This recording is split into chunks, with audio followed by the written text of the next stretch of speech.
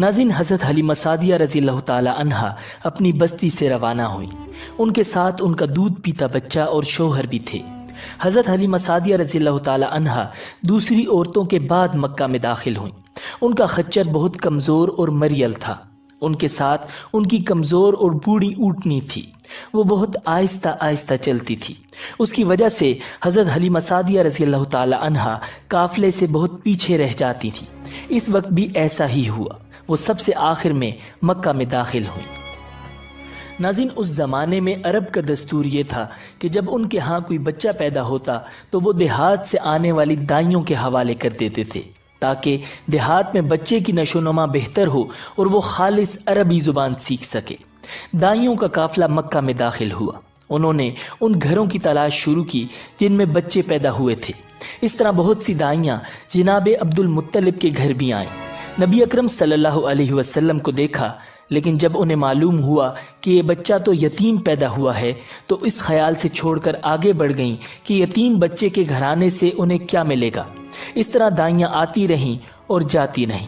کسی نے آپ کو دودھ پلانا منظور نہ کیا، اور کرتی بھی کیسے؟ یہ سعادت تو حضرت حلیمہ سعدیہ رضی اللہ تعالی عنہا کے حصے میں آنا تھی۔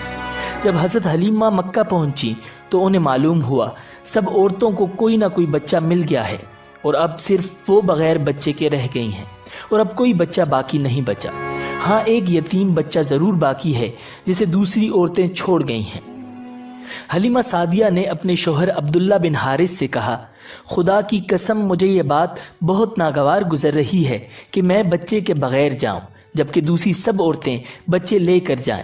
یہ مجھے تانے دیں گی، اس لیے کیوں نہ ہم اسی یتیم بچے کو لے لیں۔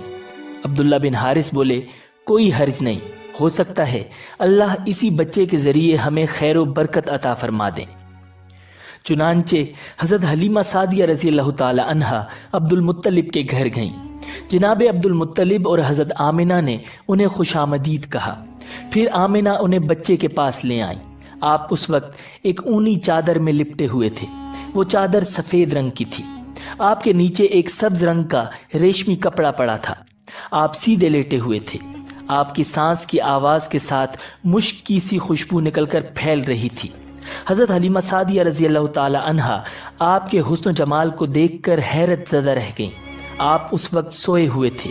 انہوں نے جگانا مناسب نہ سمجھا، لیکن جو ہی انہوں نے پیار سے اپنا ہاتھ آپ کے سینے پر رکھا، آپ مسکرا دیے اور آنکھیں کھول کر ان کی طرف دیکھنے لگے۔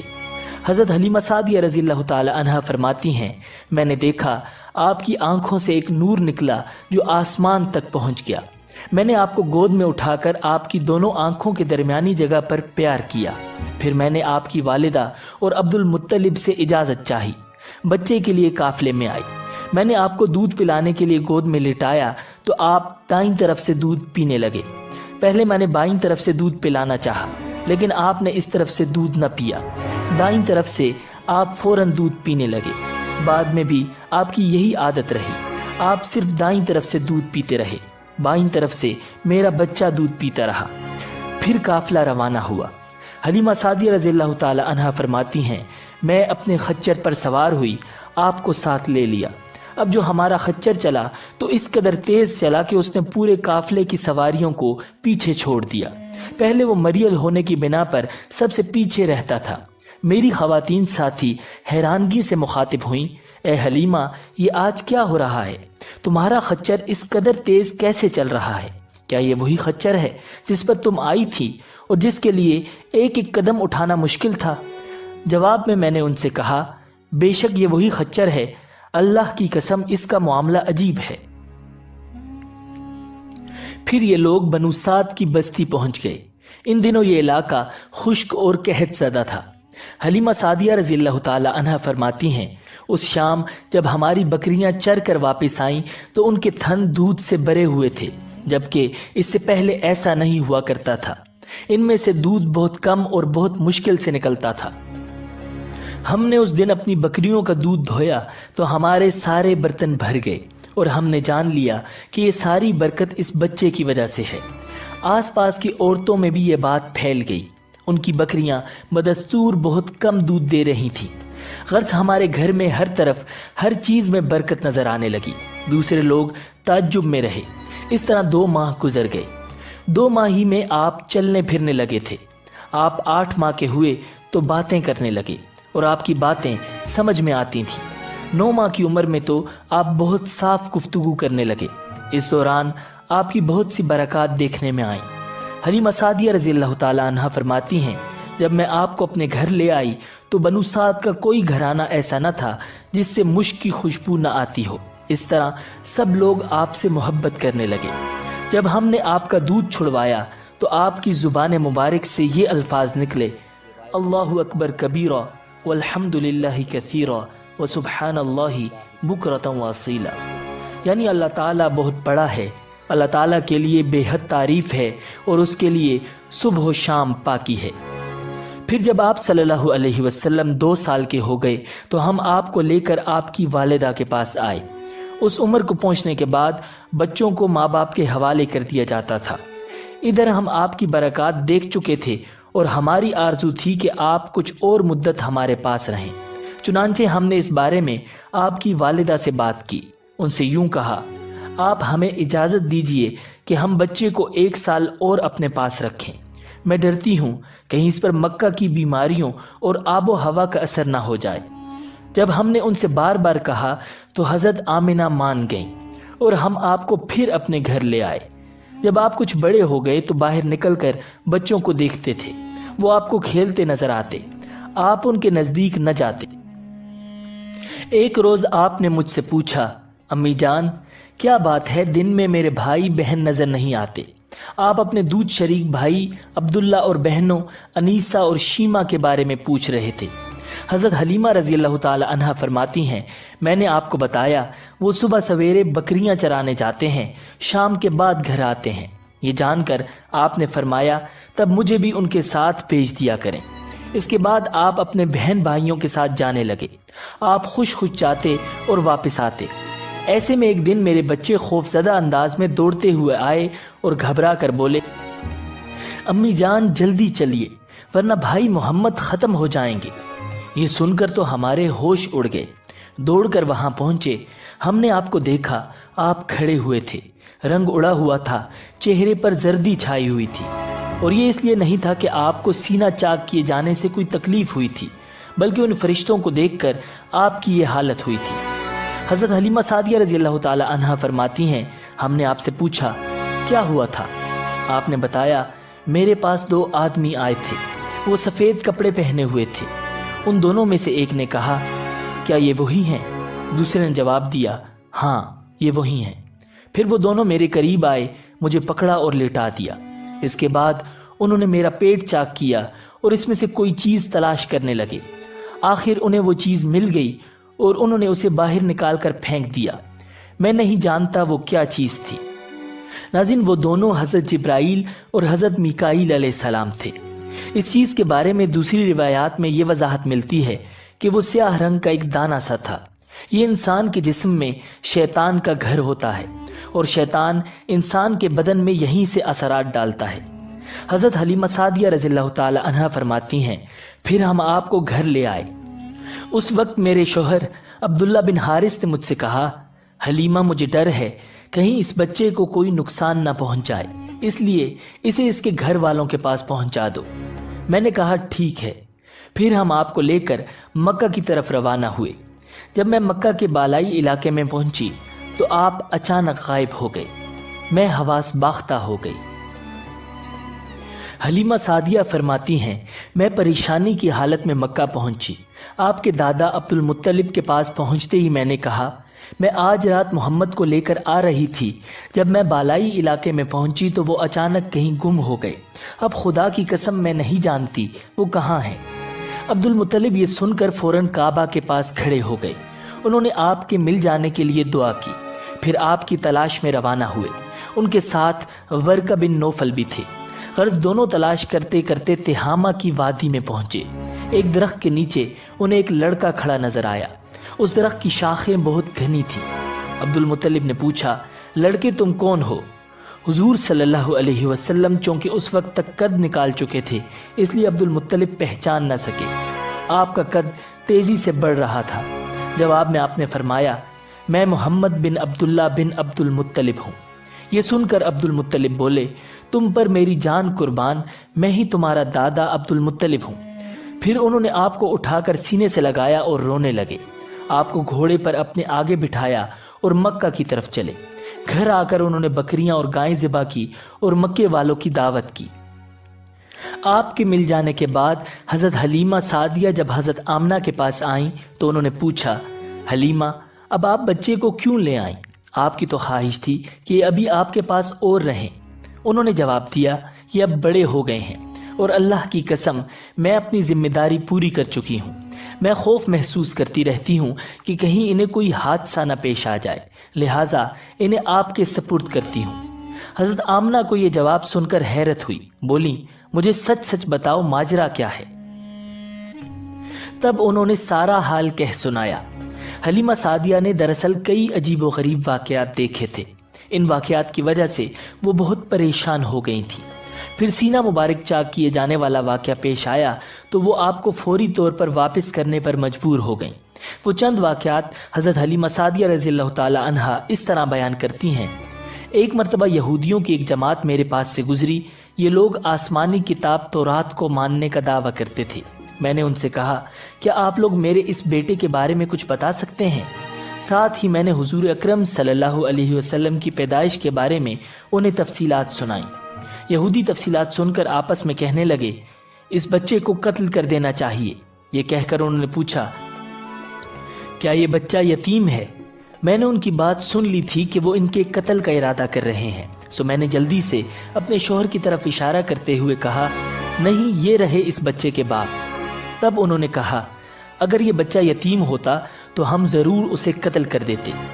یہ بات انہوں نے اس لیے کہی کہ انہوں نے پرانی کتابوں میں پڑھ رکھا تھا کہ ایک آخری نبی آنے والے ہیں، ان کا دین سارے عالم میں پھیل جائے گا، ہر طرف ان کا بول بالا ہوگا، ان کی پیدائش اور بچپن کی یہ علامات ہوں گی اور یہ کہ وہ یتیم ہوں گے۔ اب چونکہ ان سے حلیمہ سعدیہ نے کہہ دیا کہ یہ بچہ یتیم نہیں ہے تو انہوں نے خیال کر لیا کہ یہ وہ بچہ نہیں ہے۔ اس طرح انہوں نے بچے کو قتل کرنے کا ارادہ ترک کر دیا۔ اسی طرح ان کے ساتھ یہ واقعہ پیش آیا کہ ایک مرتبہ وہ آپ کو عکاظ کے میلے میں لے آئیں۔ جاہلیت کے دور میں یہاں بہت مشہور میلہ لگتا تھا۔ یہ میلہ طائف اور نخلا کے درمیان میں لگتا تھا۔ عرب کے لوگ حج کرنے آتے تو شوال کا مہینہ اس میلے میں گزارتے، کھیلتے کودتے اور اپنی بڑائیاں بیان کرتے۔ حلیمہ سعدیہ رضی اللہ تعالی عنہا آپ کو لیے بازار میں گھوم رہی تھیں کہ ایک کاہن کی نظر آپ پر پڑی۔ اسے آپ میں نبوت کی تمام علامات نظر آ گئیں۔ اس نے پکار کر کہا لوگو اس بچے کو مار ڈالو۔ حلیمہ اس کاہن کی بات سن کر گھبرا گئیں اور جلدی سے وہاں سے سرک گئیں۔ اس طرح اللہ تعالیٰ نے حضور صلی اللہ علیہ وسلم کی حفاظت فرمائی۔ میلے میں موجود تمام لوگوں نے کاہن کی آواز سن کر ادھر ادھر دیکھا کہ کس بچے کو قتل کرنے کے لیے کہا گیا ہے، مگر انہیں وہاں کوئی بچہ نظر نہیں آیا۔ اب لوگوں نے کاہن سے پوچھا کہ کیا بات ہے، آپ کس بچے کو مار ڈالنے کے لیے کہہ رہے تھے؟ اس نے ان لوگوں کو بتایا میں نے ابھی ایک لڑکے کو دیکھا ہے، معبودوں کی قسم وہ تمہارے دین کے ماننے والوں کو قتل کرے گا، تمہارے بتوں کو توڑے گا اور وہ تم سب پر غالب آئے گا۔ یہ سن کر لوگ آپ کی تلاش میں ادھر ادھر دوڑے لیکن ناکام رہے۔ حلیمہ سعدیہ آپ صلی اللہ علیہ وسلم کو لیے واپس آ رہی تھیں کہ ذی الحجاز سے ان کا گزر ہوا۔ یہاں بھی میلہ لگا ہوا تھا۔ اس بازار میں ایک نجومی تھا، لوگ اس کے پاس اپنے بچوں کو لے کر آتے تھے۔ وہ بچوں کو دیکھ کر ان کی قسمت کے بارے میں اندازے لگاتا تھا۔ حلیمہ سعدیہ اس کے نزدیک سے گزری تو نجومی کی نظر حضور اکرم صلی اللہ علیہ وسلم پر پڑی۔ نجومی کو آپ صلی اللہ علیہ وسلم کی مہر نبوت نظر آ گئی، ساتھ ہی آپ صلی اللہ علیہ وسلم کی آنکھوں کی خاص سرخی اس نے دیکھ لی۔ وہ چلا اٹھا اے عرب کے لوگوں، اس لڑکے کو قتل کر دو، یہ یقیناً تمہارے دین کے ماننے والوں کو قتل کرے گا، تمہارے بتوں کو توڑے گا اور تم پر غالب آئے گا۔ یہ کہتے ہوئے وہ آپ کی طرف جھپٹا، لیکن اسی وقت وہ پاگل ہو گیا اور اسی پاگل پن میں مر گیا۔ ناظرین، ایک اور واقعہ سیرت ابن ہشام میں ہے کہ حبشہ کے عیسائیوں کی ایک جماعت حضور اکرم صلی اللہ علیہ وسلم کے پاس سے گزری۔ اس وقت آپ صلی اللہ علیہ وسلم حلیمہ سعدیہ کے ساتھ تھے اور وہ آپ کو آپ کی والدہ کے حوالے کرنے جا رہی تھیں۔ ان عیسائیوں نے آپ صلی اللہ علیہ وسلم کے مونڈوں کے درمیان مہر نبوت کو دیکھا۔ और आप सल्लल्लाहु अलैहि वसल्लम की आंखों की सुर्खी को भी देखा। उन्होंने हलीमा सादिया से पूछा, क्या इस बच्चे की आंखों में कोई तकलीफ है? उन्होंने जवाब दिया, नहीं, कोई तकलीफ नहीं, ये सुर्खी तो उनकी आंखों में कुदरती है। उन ईसाइयों ने कहा, तब इस बच्चे को हमारे हवाले कर दो, हम इसे अपने मुल्क ले जाएंगे। ये बच्चा पैगंबर और बड़ी शान वाला है, हम इसके बारे में सब कुछ जानते हैं। हलीमा सादिया इस सुनते ही वहाँ से जल्दी से दूर चली गईं, यहाँ तक कि आप सल्लल्लाहु अलैहि वसल्लम को आप सल्लल्लाहु अलैहि वसल्लम की वालिदा के पास पहुँचा दिया। नाज़रीन, इन वाक़यात में जो सबसे अहम वाक़या है वो सीना मुबारक चाक करने वाला था। रिवायात से ये बात साबित है कि आप सल्लल्लाहु अलैहि वसल्लम के सीना मुबारक पर सिलाई के निशानात मौजूद थे, जैसा कि आजकल डॉक्टर हजरात ऑपरेशन के बाद टांके लगाते हैं। टांके खोल दिए जाने के बाद भी सिलाई के निशानात मौजूद रहते हैं। इस वाक़े के बाद हलीमा सादिया और उनके खामन ने फैसला किया कि अब बच्चे को अपने पास नहीं रखना चाहिए। जब हज़रत हलीमा सादिया रज़ियल्लाहु ताला अन्हा ने आप सल्लल्लाहु अलैहि वसल्लम को हज़रत आमिना के हवाले किया, इस वक्त आप सल्लल्लाहु अलैहि वसल्लम की उम्र 4 साल थी।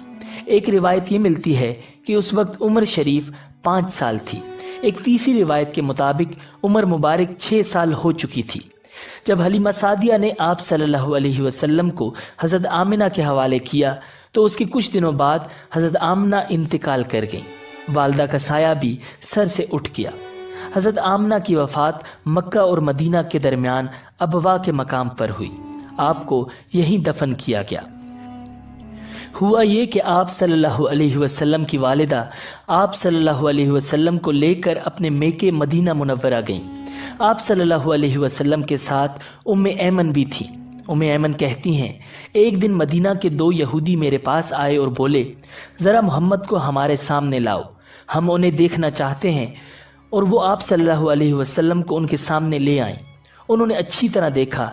फिर एक ने अपने साथी से कहा, ये इस उम्मत का नबी है और ये शहर उनकी हिजरतगाह है, यहाँ ज़बरदस्त जंग होगी, कैदी पकड़े जाएंगे।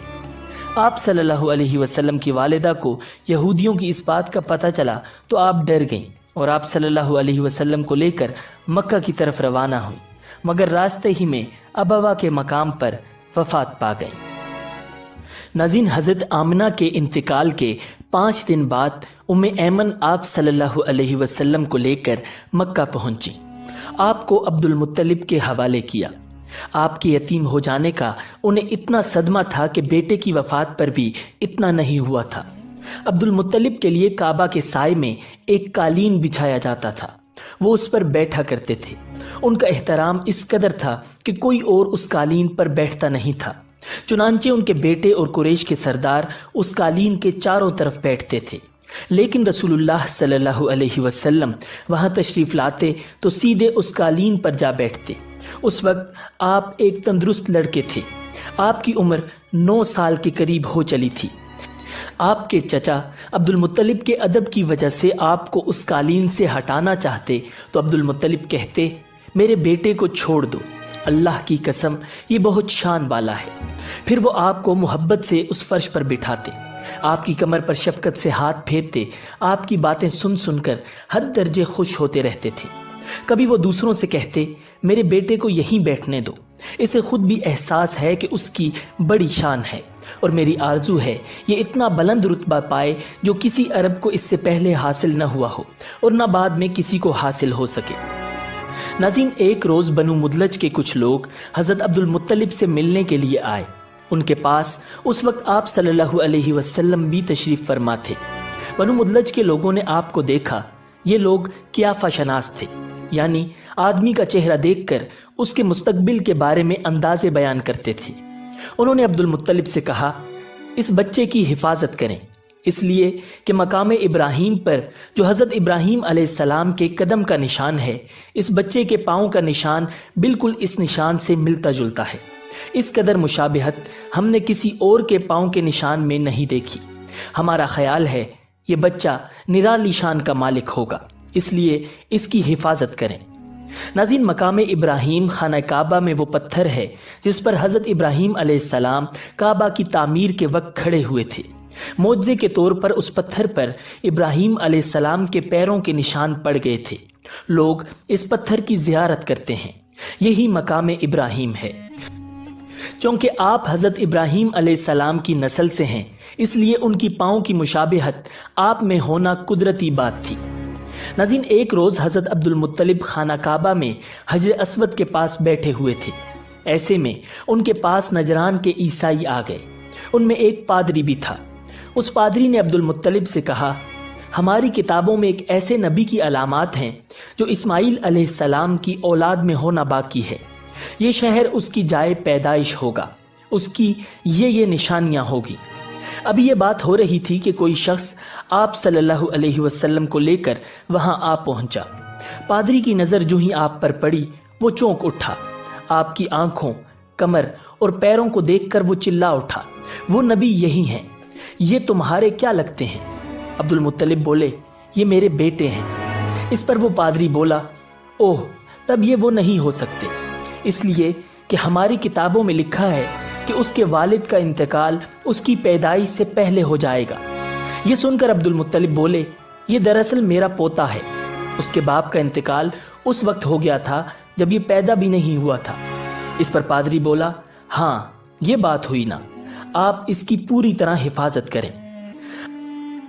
ناظرین، حضرت عبد المطلب کی آپ صلی اللہ علیہ وسلم سے محبت کا یہ عالم تھا کہ کھانا کھانے بیٹھتے تو کہتے، میرے بیٹے کو لے آؤ۔ آپ تشریف لاتے تو عبد المطلب آپ کو اپنے پاس بٹھاتے، آپ کو اپنے ساتھ کھلاتے۔ بہت زیادہ عمر والے ایک صحابی ہیدا بن معاویہ رضی اللہ تعالی عنہ کہتے ہیں، میں ایک مرتبہ اسلام سے پہلے جاہلیت کے زمانے میں حج کے لیے مکہ معظمہ گیا۔ وہاں بیت اللہ کا طواف کر رہا تھا۔ میں نے ایک ایسے شخص کو دیکھا جو بہت بوڑھا اور بہت لمبے قد کا تھا۔ وہ بیت اللہ کا طواف کر رہا تھا اور کہہ رہا تھا، اے میرے پروردگار، میری سواری کو محمد کی طرف پھیر دے اور اسے میرا دست و بازو بنا دے۔ میں نے اس بوڑھے کو جب یہ شعر پڑھتے سنا تو لوگوں سے پوچھا، یہ کون ہے؟ لوگوں نے بتایا، یہ عبد المطلب بن ہاشم ہیں۔ انہوں نے اپنے پوتے کو اپنے ایک اونٹ کی تلاش میں بھیجا ہے، وہ اونٹ گم ہو گیا ہے، اور وہ پوتا ایسا ہے جب بھی کسی گمشدہ چیز کی تلاش میں اسے بھیجا جاتا ہے تو وہ چیز لے کر ہی آتا ہے۔ پوتے سے پہلے یہ اپنے بیٹوں کو اس اونٹ کی تلاش میں بھیج چکے ہیں، لیکن وہ ناکام لوٹ آئے ہیں۔ اب چونکہ پوتے کو گئے ہوئے دیر ہو گئی ہے، اس لیے پریشان ہیں اور دعا مانگ رہے ہیں۔ تھوڑی ہی دیر گزری تھی کہ میں نے دیکھا کہ آپ صلی اللہ علیہ وسلم اونٹ کو لیے تشریف لا رہے ہیں۔ عبد المطلب نے آپ کو دیکھ کر کہا، میرے بیٹے، میں تمہارے لیے اس قدر فکر مند ہو گیا تھا کہ شاید اس کا اثر کبھی میرے دل سے نہ جائے۔ ناظرین، عبد المطلب کی بیوی کا نام رقیہ بنت ابو سیفی تھا۔ وہ کہتی ہیں، قریش کئی سال سے سخت قحط سالی کا شکار تھے، بارشیں بالکل بند تھیں، سب لوگ پریشان تھے۔ اسی زمانے میں میں نے ایک خواب دیکھا۔ کوئی شخص خواب میں کہہ رہا تھا، اے قریش کے لوگوں، تم میں سے ایک نبی ظاہر ہونے والا ہے، اس کے ظہور کا وقت آ گیا ہے، اس کے ذریعے تمہیں زندگی ملے گی، یعنی خوب بارشیں ہوں گی، سبزی اور شادابی ہوگی۔ تم اپنے لوگوں میں سے ایک ایسا شخص تلاش کرو جو لمبے قد کا ہو، گورے رنگ کا ہو، اس کی پلکیں گھنی ہوں، بھویں اور ابرو ملے ہوئے ہوں، اور وہ شخص اپنی تمام اولاد کے ساتھ نکلے اور تم میں سے ہر خاندان کا ایک آدمی نکلے، سب پاک صاف ہوں اور خوشبو لگائیں، وہ حجر اسود کو بوسہ دیں، پھر سب جبل ابو قیس پر چڑھ جائیں، پھر وہ شخص جس کا حلیہ بتایا گیا ہے آگے بڑھے اور بارش کی دعا مانگے اور تم سب آمین کہو تو بارش ہو جائے گی۔ صبح ہوئی تو رقیہ نے اپنا یہ خواب قریش سے بیان کیا۔ انہوں نے ان نشانیوں کو تلاش کیا تو سب کی سب نشانیاں انہیں عبد المطلب میں مل گئیں۔ چنانچہ سب ان کے پاس جمع ہوئے، ہر خاندان سے ایک ایک آدمی آیا، ان سب نے شرائط پوری کی۔ اس کے بعد سب ابو قیس پہاڑ پر چڑھ گئے۔ ان میں نبی اکرم صلی اللہ علیہ وسلم بھی شامل تھے۔ آپ اس وقت نوعمر تھے۔ پھر عبد المطلب آگے بڑھے اور انہوں نے یوں دعا کی، اے اللہ، یہ سب تیرے غلام ہیں، تیرے غلاموں کی اولاد ہیں، تیری باندیاں ہیں اور تیری باندیوں کی اولاد ہیں۔ ہم پر جو برا وقت آ پڑا ہے تو دیکھ رہا ہے، ہم مسلسل قحط سالی کا شکار ہیں۔ اب اونٹ، گائیں، گھوڑے، خچر اور گدھے سب کچھ ختم ہو چکے ہیں اور جانوروں پر بنائی ہے، اس لیے ہماری یہ خشک سالی ختم فرما دے، ہمیں زندگی اور سرسبزی اور شادابی عطا فرما دے۔ ابھی یہ دعا مانگ ہی رہے تھے کہ بارش شروع ہو گئی، وادیاں پانی سے بھر گئیں، لیکن اس بارش میں ایک بہت عجیب بات ہوئی، اور وہ عجیب بات یہ تھی کہ قریش کو یہ سیرابی ضرور حاصل ہوئی، مگر یہ بارش قبیلہ کیس اور قبیلہ مضر کی قریبی بستیوں میں بالکل نہ ہوئی۔ اب لوگ بہت حیران ہوئے کہ یہ کیا بات ہوئی، ایک قبیلے پر بارش اور آس پاس کے سب قبیلے بارش سے محروم۔ تمام قبیلوں کے سردار جمع ہوئے، اس سلسلے میں بات چیت شروع ہوئی۔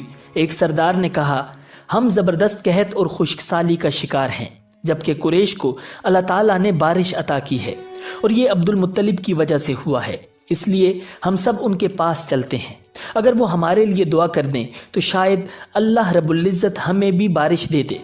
یہ مشورہ سب کو پسند آیا، چنانچہ یہ لوگ مکہ معظمہ میں آئے اور عبد المطلب سے ملے، انہیں سلام کیا، پھر ان سے کہا، اے عبد المطلب، ہم کئی سال سے خشک سالی کے شکار ہیں، ہمیں آپ کی برکت کے بارے میں معلوم ہوا ہے، اس لیے مہربانی فرما کر آپ ہمارے لیے بھی دعا کریں، اس لیے کہ اللہ تعالیٰ نے آپ کی دعا سے قریش کو بارش عطا کی ہے۔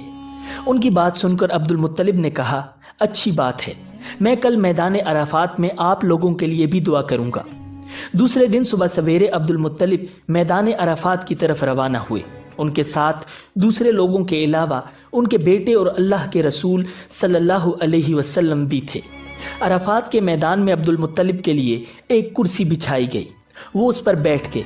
نبی اکرم صلی اللہ علیہ وسلم کو انہوں نے گود میں بٹھا لیا، پھر انہوں نے ہاتھ اٹھا کر یوں دعا کی، اے اللہ، چمکنے والی بجلی کے پروردگار اور کڑکنے والی گرج کے مالک، پالنے والوں کے پالنے والے اور مشکلات کو آسان کرنے والے، یہ قبیلہ کیس اور قبیلہ مضر کے لوگ ہیں، یہ بہت پریشان ہیں، ان کی کمریں جھک گئی ہیں، یہ تجھ سے اپنی لاچاری اور بے کسی کی فریاد کرتے ہیں اور جان و مال کی بربادی کی شکایت کرتے ہیں، پس اے اللہ ان کے لیے خوب برسنے والے بادل بھیج دے اور آسمان سے ان کے لیے رحمت عطا فرما، تاکہ ان کی زمینیں سرسبز ہو جائیں اور ان کی تکالیف دور ہو جائیں۔ ناظرین، عبد المطلب ابھی یہ دعا کر ہی رہے تھے کہ ایک سیاہ بادل اٹھا، عبد المطلب کی طرف آیا، اور اس کے بعد اس کا رخ قبیلہ کیس اور بنو مضر کی بستیوں کی طرف ہو گیا۔ یہ دیکھ کر عبد المطلب نے کہا، اے گروہ قریش اور مضر، جاؤ تمہیں سیرابی حاصل ہو گئی۔ چنانچہ یہ لوگ جب اپنی بستیوں میں پہنچے تو وہاں بارش شروع ہو چکی تھی۔ ناظرین، آپ 7 سال کے ہو چکے تھے کہ آپ کی آنکھیں دکھنے کو آ گئیں۔ مکہ میں آنکھوں کا علاج کرایا گیا، لیکن افاقہ نہیں ہوا۔ عبد المطلب سے کسی نے کہا، عکاظ کے بازار میں ایک راہب رہتا ہے، وہ آنکھوں کی تکالیف کا علاج کرتا ہے۔ عبد المطلب آپ کو اس کے پاس لے گئے، اس کی عبادت گاہ کا دروازہ بند تھا۔ انہوں نے اسے آواز دی، راہب نے کوئی جواب نہ دیا۔ اچانک عبادت گاہ میں شدید زلزلہ آیا، راہب ڈر گیا کہ کہیں عبادت خانہ اس کے اوپر نہ گر پڑے، اس لیے ایک دم باہر نکل گیا۔ اب اس نے آپ کو دیکھا تو چونک اٹھا، اس نے کہا، اے عبد المطلب، یہ لڑکا اس امت کا نبی ہے، اگر میں باہر نہ نکل آتا تو یہ عبادت گاہ ضرور مجھ پر گر پڑتی، اس لڑکے کو فوراً واپس لے جاؤ اور اس کی حفاظت کرو، کہیں یہودیوں یا عیسائیوں میں سے کوئی اسے قتل نہ کر دے۔ پھر اس نے کہا، اور رہی بات ان کی آنکھوں کی، تو آنکھوں کی دعا تو خود ان کے پاس موجود ہے۔ عبد المطلب یہ سن کر حیران ہوئے اور بولے، ان کے اپنے پاس ہے؟ میں سمجھا نہیں۔ ہاں، ان کا لعاب دہن ان کی آنکھوں میں لگائیں۔ انہوں نے ایسا ہی کیا، آنکھیں فوراً ٹھیک ہو گئیں۔ ناظرین، پرانی آسمانی کتابوں میں آپ صلی اللہ علیہ وسلم کی بہت سی نشانیاں لکھی ہوئی تھیں، اس کی تفصیل بہت دلچسپ ہے۔ یمن میں ایک قبیلہ حمیر تھا، وہاں ایک شخص سیف بن یزن تھا، وہ سیف حمیری کہلاتا تھا۔ کسی زمانے میں اس کے باپ دادا اس ملک پر حکومت کرتے تھے، لیکن پھر حبشیوں نے یمن پر حملہ کیا اور اس پر قبضہ کر لیا، وہاں حبشیوں کی حکومت ہو گئی۔ 70 سال تک یمن حبشیوں کے قبضے میں رہا۔ جب یہ سیف بڑا ہوا تو اس کے اندر اپنے باپ دادا کا ملک آزاد کرانے کی امنگ پیدا ہوئی، چنانچہ اس نے ایک فوج تیار کی، اس فوج کے ذریعے حبشیوں پر حملہ کیا اور انہیں یمن سے بھگا دیا۔ اس طرح وہ باپ دادا کے ملک کو آزاد کرانے میں کامیاب ہو گیا، وہاں کا بادشاہ بن گیا۔ ये यमन अरब का इलाका था। जब इस पर हबशियों ने कब्जा किया तो अरबों को बहुत अफसोस हुआ। 70 साल बाद जब यमन के लोगों ने हबशियों को निकाल बाहर किया तो अरबों को बहुत खुशी हुई। उनकी खुशी की एक वजह तो ये थी कि इन्हीं हबशियों ने अब्राहा के साथ मक्का पर चढ़ाई की थी। चारों तरफ से अरबों के वफद सैफ को मुबारकबाद देने के लिए आने लगे। कुरैश का भी एक वफद मुबारक देने के लिए गया। उस वफद के सरदार अब्दुल मुत्तलिब थे। ये वफद जब यमन पहुंचा तो सैफ अपने महल में था। उसके सर पर ताज था, सामने तलवार रखी थी और हुमैरी सरदार उसके दाएं बाएं बैठे थे। सैफ को कुरैश के वफद की आमद के बारे में बताया गया। उसे यह भी बताया गया कि लोग किस रुतबे के हैं। उसने इन लोगों को आने की इजाजत दे दी। ये वफद दरबार में पहुंचा। अब्दुल मुत्तलिब आगे बढ़कर उसके सामने जा खड़े हुए। उन्होंने बात करने की इजाजत चाही। सैफ ने कहा, अगर तुम बादशाहों के सामने बोलने के आदाब से वाकिफ हो तो हमारी तरफ से इजाजत है।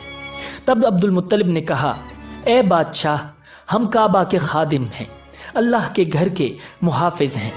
हम आपको मुबारकबाद देने आए हैं। यमन पर हबशी हुकूमत हमारे लिए भी बोझ बनी हुई थी। आपको मुबारक हो। आपके इस कारनामे से आपके बुजुर्गों को भी इज्जत मिलेगी और आने वाली नस्लों को भी वकार हासिल होगा। सैफ उनके अल्फाज सुनकर बहुत खुश हुआ।